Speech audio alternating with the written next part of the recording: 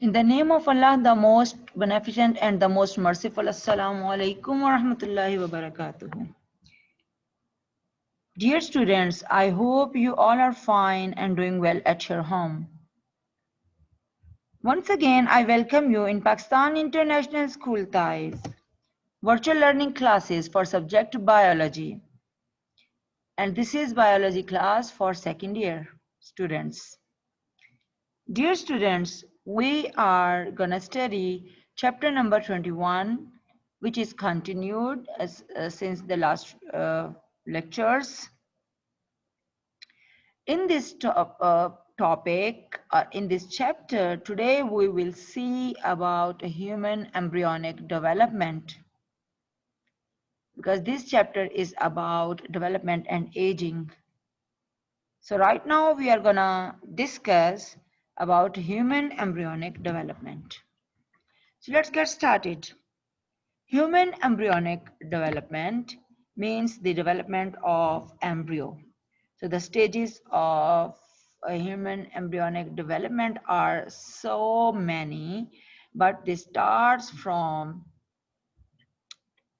embryonic period and fetal period, the end in the fetal period. So there are two types of they're divided into two periods, embryonic period and fetal period.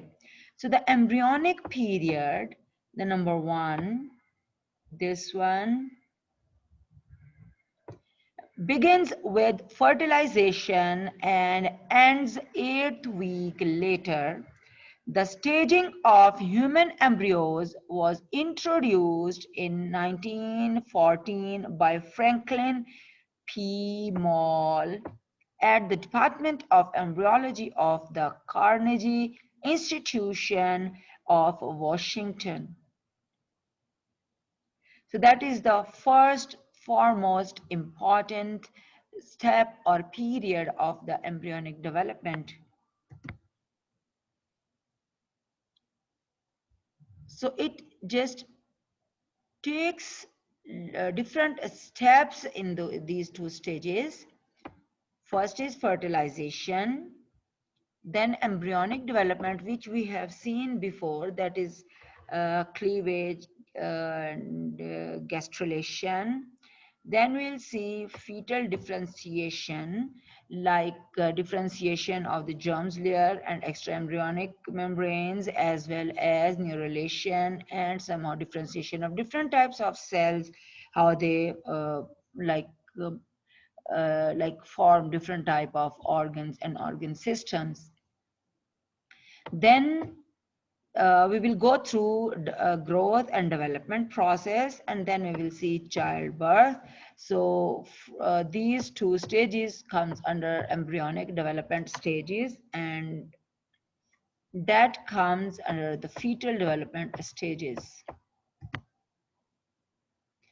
So the first and foremost stage of embryonic development, that is the zygote formation. You can see here the changes in the zygote.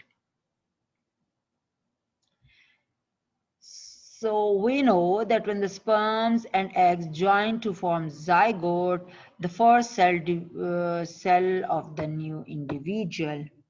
So where it divides and where this is happened, we know that fertilization occurs in fallopian tubes. So zygote results of the fusion of DNA of both male and female, like female cells or female characteristics. So this is fallopian tube, and here when the ovulation is done, egg is ruptured and move into the fallopian tube. So in the proximal part of the fallopian tube, the fertilization occurs when sperms enters into the female body. So in this uterine tube or fallopian tube, secondary oocyte going through the process of fertilization, and that forms zygote, and zygote is having this type of structure. You can see these two nuclei, now they are fusing together. Then the early cleavage stage, like after first cleavage, the second cleavage is done. So that is 4-cell stage. In first cleavage, we are having 2-cell stage. From here up to the journey, up to the uterus, just it takes some time, some days, 5 to 6 days. So here the morula is formed. We can see here the morula, that is called the cluster of the cells are formed. Before implantation to the uterus, that is just moves on to the late blastocyst stage, like cells are differentiated into inner cell mass, then blastocyst cavity, and the outer cell layer, that is called trophoblast cells. The inner one is embryoblast. From here the embryo is developed, and from trophoblast cells, that is used to just having the connection with the uterine wall. So implantation of the egg cell is done by trophoblast cells. So now from here, human development is started. So the embryo is the developmental stage from the start of cleavage until the 9th week, like after 2 months. So the embryo first undergoes division without growth. That is going to, we can see that up to the blastocyst stage, it is going to having the same, enters the uterus at 16 cell stage, and for implantation, it just gonna move to form a blastocyst. The embryo floats free in the uterus temporarily. Uterine secretions are used for the nourishment.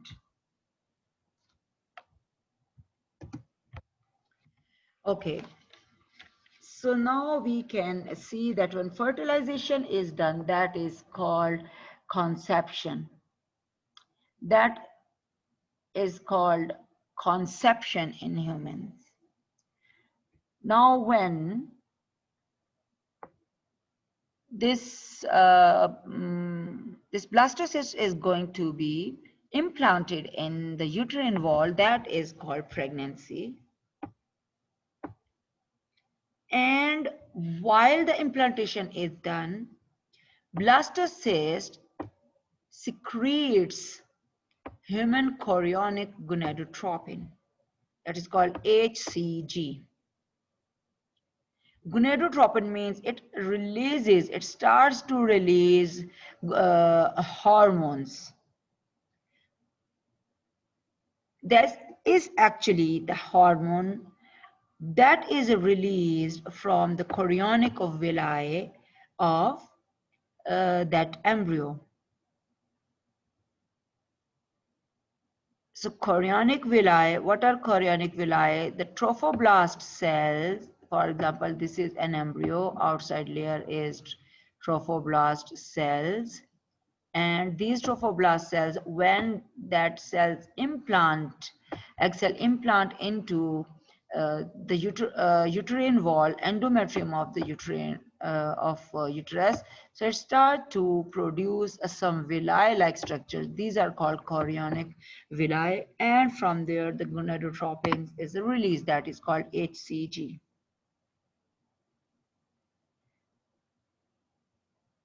So this is the hormone for the maternal recognition of pregnancy produced by trophoblast cells that are surrounding by growing embryo. So which eventually forms the placenta after implantation. So the presence of HCG is detected in some pregnancy tests. When the pregnancy tests are done via urine test. So in the urine, that HCG is removed out, secreted out. That's why the doctors can diagnose that there is pregnancy. Now we will see a human embryonic development that is differentiated into several phases. Actually, the human gestation period the duration of pregnancy, we can say that is about 280 days. And these 280 days from the time of the mother's last menstrual period to the birth of the baby, that can be a 280, 266 to 280 days. That just comes under about 9 months of conception. So that is divided into three trimesters. Like trimester means the period of 3 months, and first trimester, second trimester, and third trimester means the 3 periods of 3 months. So that's completely one is from 0 to 3 months, then 4 to 6 months, and 7 to 9 months. So we will just take a look of first trimester. In first trimester, week 2 conception is the moment at which the sperm penetrates the ovum, and all this is going to be happen up to week 2, and that reaches to uterus at 3 to 4 days, and zygote contains all the genetic information. We know that up reaching an implantation. So the embryo may float freely in the uterus about 48 hours and before implanting into the uterus. It floats and it just search about the proper place for implantation. Upon implantation, complex connections between the mother and embryo develop to form placenta. So here, if we see, just we divide first trimester into some of the like steps. So first we'll see the embryonic period of the development, that is 2 to 8 weeks. That is called post-conception, where the zygote is now referred to as embryo. So as the zygote implants and becomes the embryo, the blastocyst begins to form 2 layers.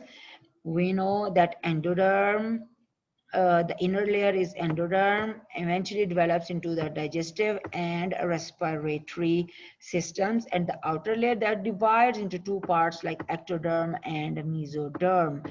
We know that ectoderm and mesoderm just comprise, ectoderm comprises to nervous system, and we have seen in neurulation, sensory receptors, eyes, ears, nose, and then skin. And like if we just talk about mesoderm, so mesoderm just forms the linings of different organ systems of the body. So we can see here the second stage of development, that is the embryonic stage. 3rd to 8th week, embryonic sac is formed. That is sac filled with amniotic fluid forms around the embryo in the uterus. We can see this sac, that is you can see here that sac that is called amniotic fluid that covers whole of the embryo. Placenta also starts to form there, that absorbs oxygen and nourishment from the mother and provide to the baby, and in return it just from the baby to the mother, waste material is going to be move from there. Umbilical cord is one of the major change also there in first trimester. That is umbilical cord, like the connection of placenta and the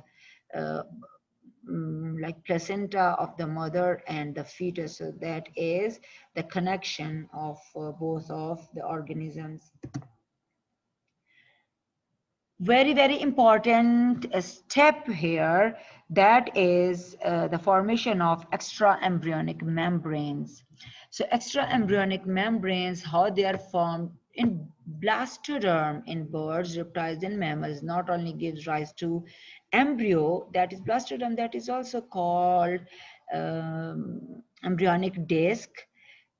Only gives rise to the embryo, but also certain structures that lie outside the embryo. So these are called extra embryonic structures or membranes.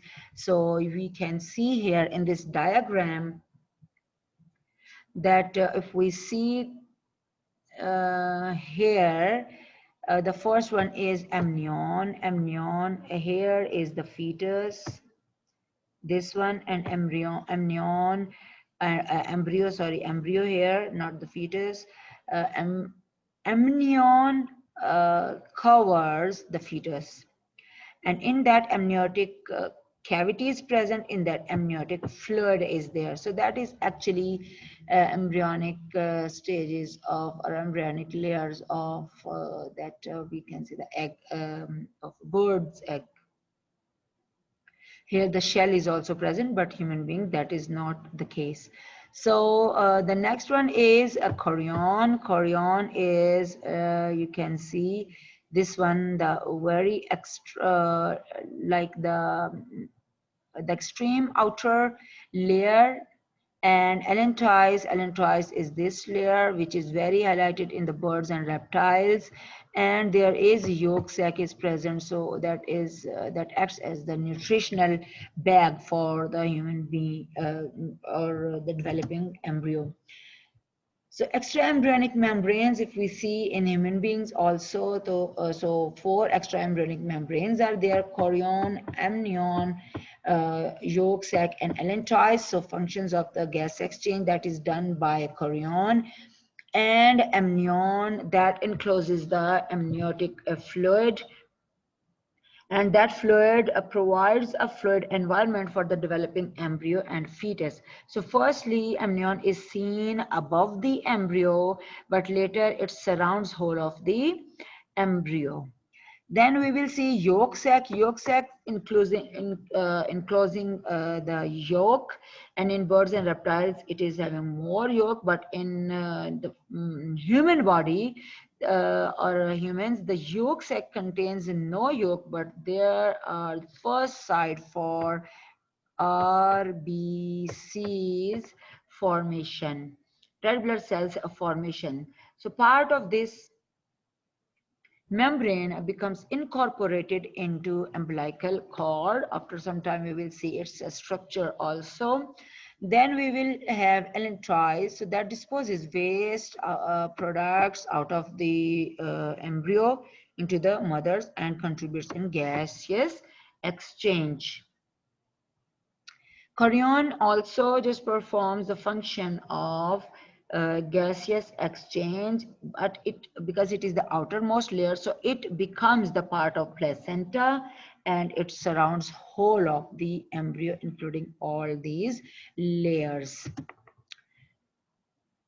So in the first trimester of fetal development, week 1 to 12, what is going to happen? The body plan and early development. Heartbeat is detected after 5 weeks. In if we see that heartbeat is detected, this is a placenta, this is amniotic cavity, amniotic fluid, so that is umbilical cord.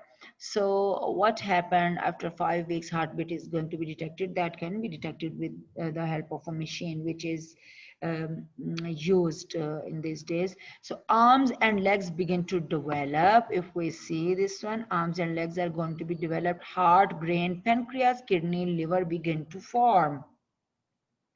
Eyelids form, then fuse for iris to development, and hair, fingernails, toenails develop in this case, in this step, and external sex organs show sex of the fetus at the end of this trimester. Here also at the second month, at the end of second month, embryo's tails has disappeared because at the start all the embryo are the same, but later on if we just talk about human embryo, so that tail start to degenerate. In embryonic period of this, all organ systems are established and there is a mature functional placenta. The embryo is only about 38 mm, or we can say 1.5 inch long. So after 2 months of development, the embryo is called fetus now. Okay, let's see the embryonic membranes in humans. What are these?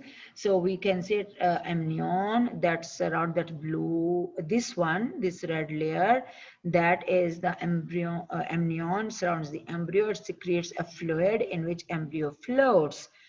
So that is actually the protective covering of the embryo, and save the embryo from the external shocks.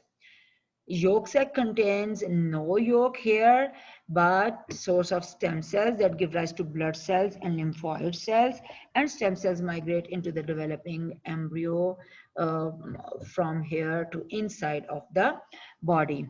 Allantois, we can see allantois here, this one. So this is actually it does not store the waste, but waste comes here, and look, it is joined with the placenta, so it contributes the formation of umbilical cord, and it just moves out all type of waste material. So chorion forms most of the placenta. We can see these are the villi, and this is chorion, and it forms villi here, and these villi extend more deep inside the endometrium, and placenta is formed. Now we'll see second trimester, that is from 13th to 27th week. In second trimester, pregnancy progresses and the baby begins to seem more real, like it is growing now, and all the organs are developing properly now, growing abdomen also, and can hear the heartbeat at prenatal appointments to the doctor. So baby is quickly maturing. 2 months ago, the baby was simply a cluster of cells, but now organs are functioning properly, nervous system and muscle systems are developed. In third trimester, that is from week 28 to week 40. So during third trimester of pregnancy, fetus development continues to grow in size and weight.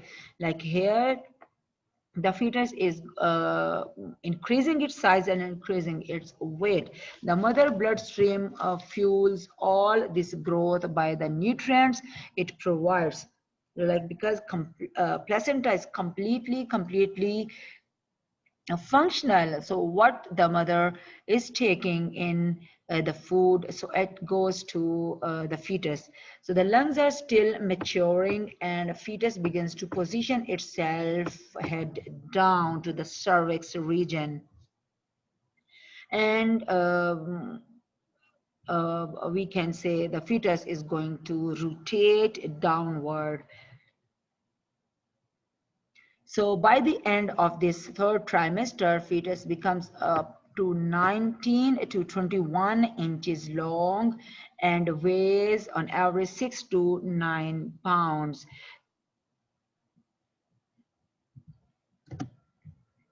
So that was the end of pregnancy. Let's talk about the placenta in detail. What is this and how does the development occur and what is the structure?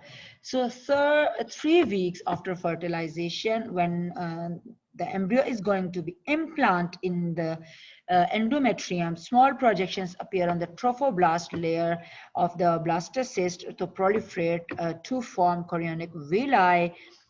This is amniotic cavity, this is embryoblast. Now these are the trophoblast cells, this is endometrium. So these are the uterine blood vessels. So what happened in the next diagram, you can see that these trophoblast cells are going to be formed here. What some of the extensions later on from all the side, and most probably from the side where the embryonic disc is present, what happened, that chorionic villi is going to be move inward deep into the endometrium. So here the due to hormones, like we can say hormones of progesterone and estrogen, especially progesterone, what happened, these there is more vascularization of endometrium, so there are more arteries and veins are going to be developed here in the endometrium. So in these chorionic villi just going to reach deep into the where the arteries and veins are going to leave their blood, so they reach over there. So these are the chorionic villi, and in chorionic villi that that is having arteries and veins or capillaries of this fetus. So here the blood is exchanged. So abundant in Decidua bisalis is the layer of endometrium of what? Of placenta, so called chorionic frontosum, develops into the placenta and villi under Decidua capsularis, that is another layer, are less abundant and atrophy to form chorionic leaf, which later form chorion. So that it means that there are some layers of endometrium also. So they are just chorionic villi are going to be deep inside the Decidua bisalis of endometrium. So if we see the structure of placenta, so it consists of two components, fetal portion and maternal portion. Fetal portion contains chorionic frondosum, which we have seen before, and Decidua bisalis of maternal portion, like of the endometrium. So here we can see that this is the fetal circulation, and this portion is, we can say, this is endometrium and endometrial arteries and vein. This is the maternal circulation, and this is fetal circulation. The fetus circulation blood comes from here and moves this side. Here it is fetus, and umbilical cord is formed because that is the connection now with all these arteries and veins. These are the chorionic villi, which are having arteries and veins and capillaries, and here the capillaries or arteries or veins of a maternal circulation is leaving here in that structure that flushes out the blood. So here you can see the villi is having capillaries, so blood is not in direct contact, but from here the nutrition or waste material is going to be diffused inside or outside by passive transport or active transport or diffusion. So it just keeps the barrier between two types of bloods. That is not actually the combination, but it is just a diffusion of the materials here. So major functions of the placenta is the exchange of gases, then transmission of maternal antibodies starting from 14th week. So that is very, very important. That antibodies, some of the antibodies of that maternal body, like that is called IgG. These are the antibodies that is called passive immunity. That is the very first immunity which moves from maternal body to the fetal body, and that help to protect the fetus against any type of germs. Production of hormones like progesterone, that is very, very important function of placenta. Estrogen, HCG, we know HCG is also performing its function as somatotropin.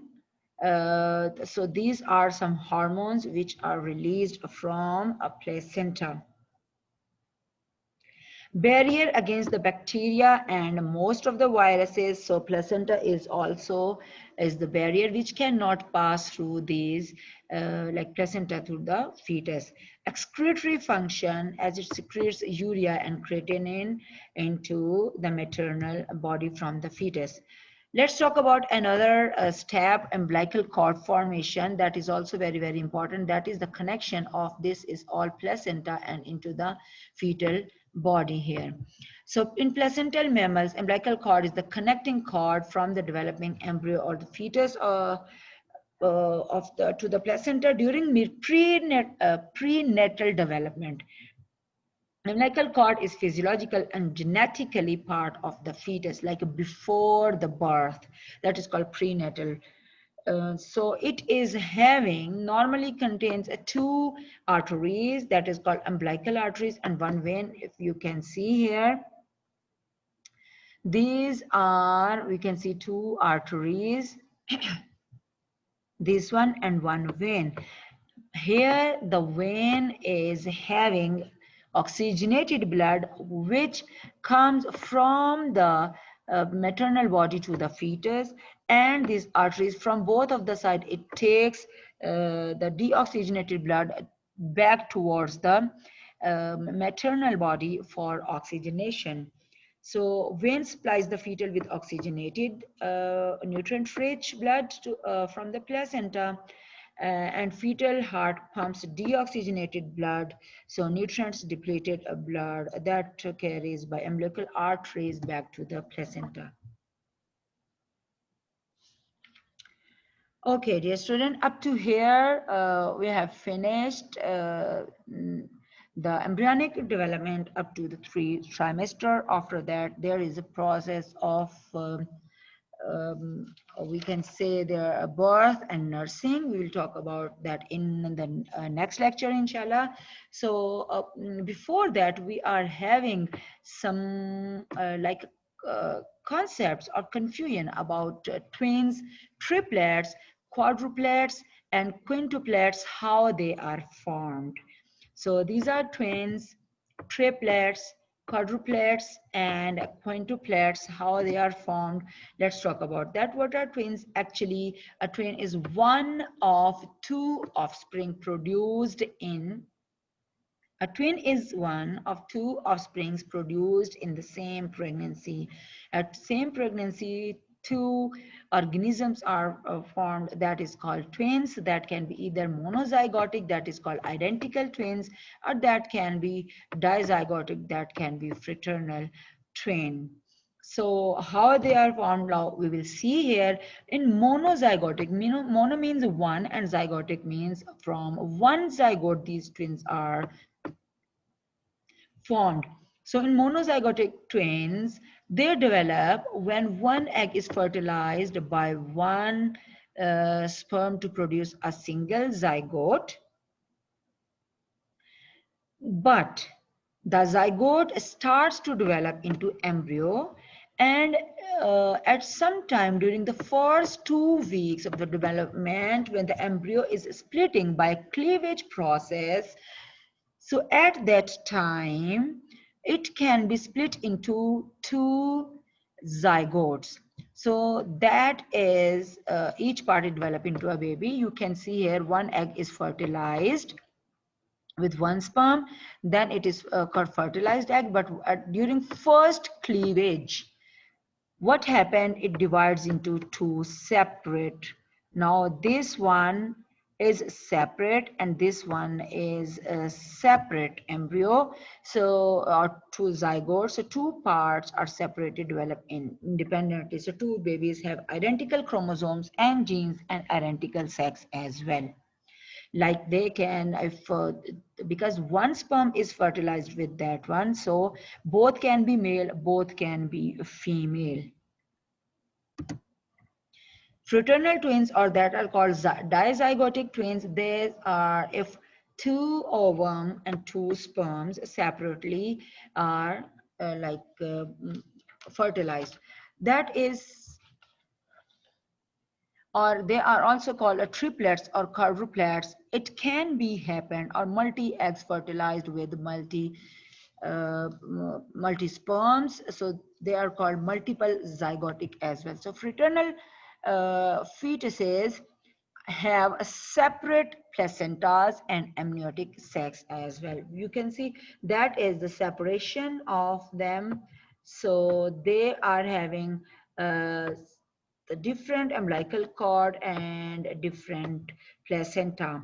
They can be dizygotic, trizygotic, multiple zygotic. They can be like quadruplet, or we can have lots of like 5 to 7 embryos also.